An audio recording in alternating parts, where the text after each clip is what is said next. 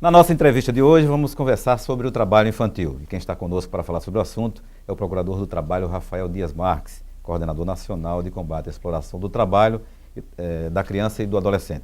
Procurador Rafael Dias, é uma satisfação recebê-lo mais uma vez aqui no nosso programa Justiça e Trabalho para conversarmos sobre esse assunto, que é um assunto tão recorrente, tão importante e que diz respeito exatamente ao dia a dia da nossa sociedade, né? Exatamente. Satisfação é minha voltar a Natal e participar do programa Justiça e Trabalho, falando de um tema que é um tema que está nas ruas. Quem de nós nunca viu uma criança, um adolescente nas grandes esquinas da sociedade, ou dentro de uma casa, ou nos bares, vendendo alguma coisa em situação de trabalho que é perverso, que maltrata, que ofende inúmeros direitos fundamentais da criança e do adolescente.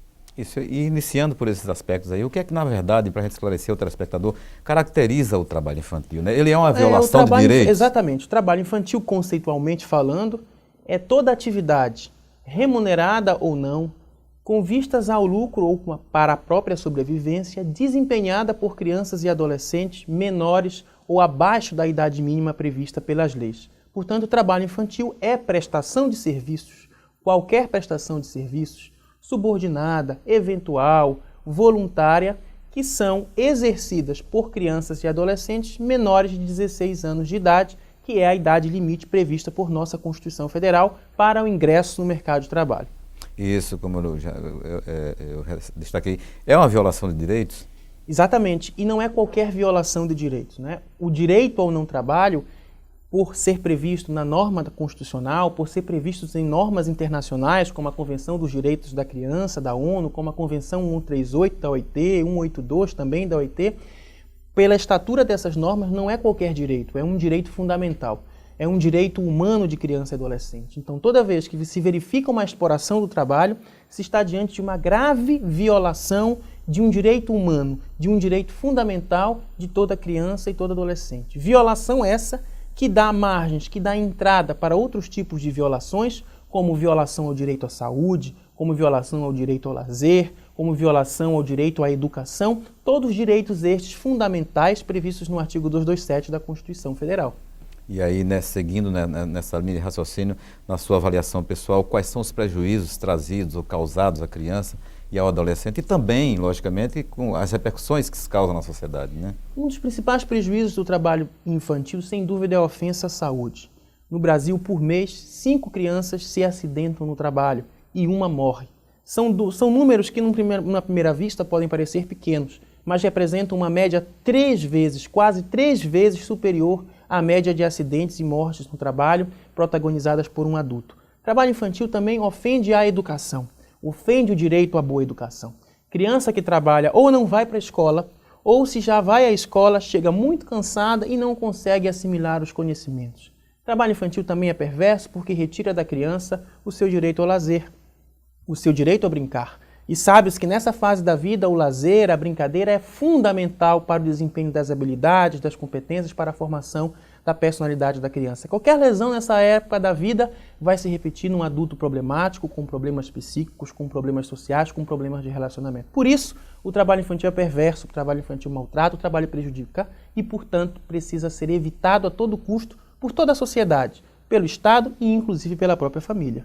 E aí o prejuízo tem a repercussão direta no convívio social da criança e do adulto no futuro, né? Exatamente. O trabalho infantil tira o tempo da criança para essa convivência familiar e comunitária. E isso reflete na formação do seu caráter enquanto pessoa, enquanto cidadão.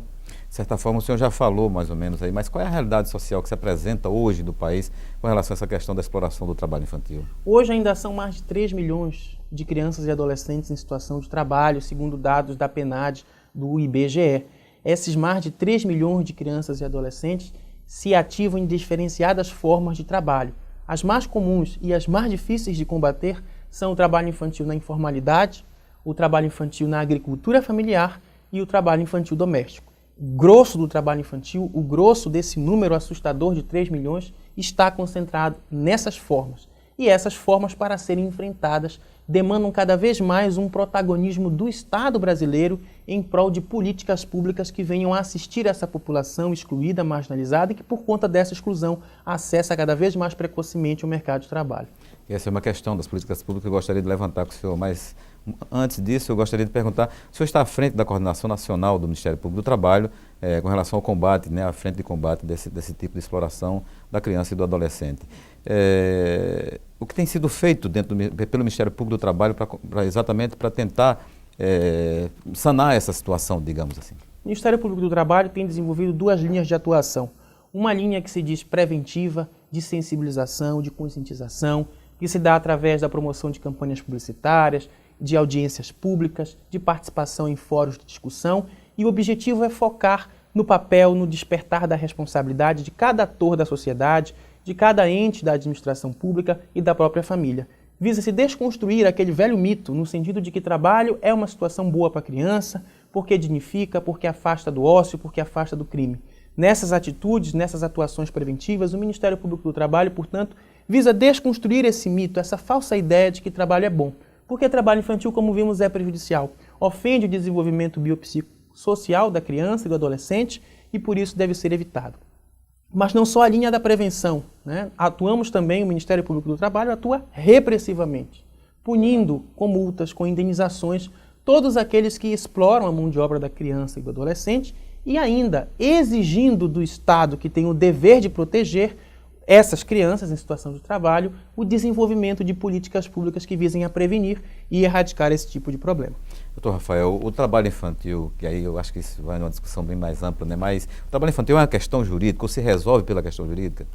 Não somente. O trabalho infantil tem um componente jurídico porque nós vimos é uma violação de direitos e que, como toda violação de direitos, precisa ser reparada, precisa ser tutelada e aquele que deu causa precisa ser responsabilizado. Mas o trabalho infantil também é um problema social, é um problema antropológico, é um problema cultural. A sociedade, grande parte, ainda aceita o trabalho infantil como um mal menor, como uma solução de vida, principalmente para as crianças pobres e excluídas.